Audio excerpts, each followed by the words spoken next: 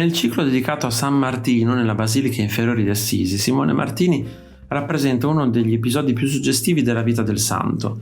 Martino dorme in un elegante letto gotico riccamente decorato quando Cristo gli appare in sogno, accompagnato dagli angeli per ringraziarlo del mantello donato al povero.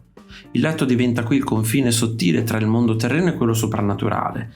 Le stoffe preziose, la struttura architettonica del baldacchino e la raffinatezza cromatica trasformano la camera in uno spazio di rivelazione mistica. Il sonno non è semplice riposo, ma occasione di illuminazione spirituale. Simone Martini, con la sua eleganza lineare e la sensibilità cortese, conferisce alla scena una qualità quasi musicale, in cui il letto si fa luogo di contatto tra uomo e divino. In una delle immagini più poetiche del Rinascimento veneziano, Sant'Orsola dorme in una stanza ordinata e silenziosa. Un angelo entra delicatamente dalla porta per annunciarle il suo destino di martire. Il letto occupa il centro della composizione e diventa il cuore della scena. Carpaccio descrive ogni dettaglio con precisione affettuosa: il lenzuolo bianco, i cuscini, i piccoli oggetti della stanza.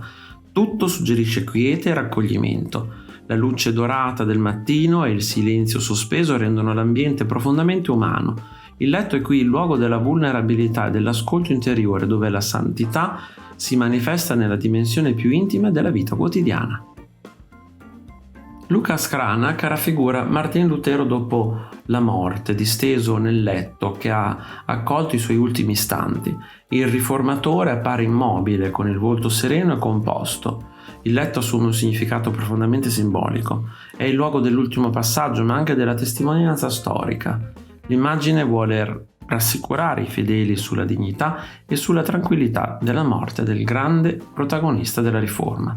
La sobrietà della scena e l'assenza di dramma accentuano il valore documentario e spirituale del dipinto. Una giovane donna scosta le tende del letto e guarda verso lo spettatore con espressione luminosa e incuriosita. Non sappiamo se si sia appena svegliata, se stia aspettando qualcuno o se sia stata sorpresa da una presenza. Rembrandt utilizza la luce dorata per far emergere il volto e le mani dal fondo scuro. Il letto, con le sue tende pesanti, crea un'atmosfera di intimità domestica. L'opera non racconta un episodio preciso, ma cattura un istante di vita sospeso, pieno di calore e mistero. Fragonard ambienta la scena su un letto disfatto, tra cuscini e stoffe vaporose. La giovane donna gioca con un piccolo cane in un'atmosfera leggera e sensuale. Il letto diventa simbolo di piacere e seduzione, perfettamente in linea con lo spirito rococò. La pennellata rapida e luminosa suggerisce movimento e spontaneità. Dietro l'apparente innocenza del gioco si percepisce un sottile erotismo reso con grazia e ironia. In una soffitta fredda e modesta, un poeta giace nel letto mentre continua a scrivere. Sopra di lui un ombrello aperto lo protegge dalle infiltrazioni del tetto. Il letto è rifugio e luogo di lavoro, simbolo di una vita dedicata all'arte nonostante la povertà. Spitzweg mescola umorismo e tenerezza, trasformando la miseria in una scena di grande umanità. L'opera celebra l'ostinazione creativa e il potere dell'immaginazione. Due donne giacciono vicine in un letto, immerse in una luce calda e soffusa.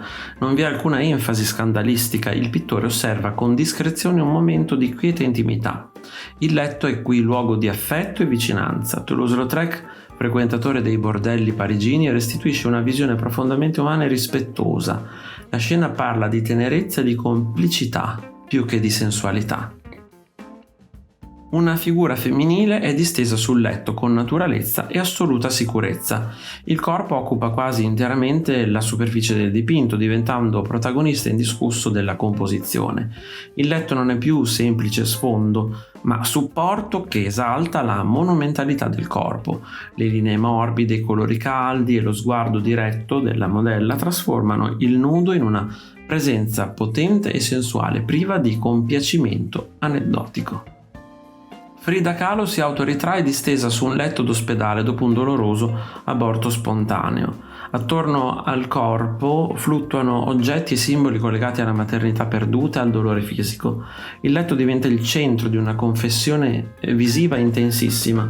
Non è luogo di riposo, ma di sofferenza e vulnerabilità. L'artista trasforma l'esperienza personale in immagine universale del trauma e della perdita. Una donna siede sul letto e guarda fuori dalla finestra, illuminata dalla luce radente del mattino. La stanza è spoglia e silenziosa. Il letto suggerisce la sfera privata, ma l'attenzione è rivolta allo spazio mentale della protagonista. Hopper utilizza geometrie essenziali e luce netta per evocare solitudine e introspezione. La scena appare semplice, eppure profondamente emotiva. Il letto è il punto di partenza di una riflessione silenziosa sull'esistenza.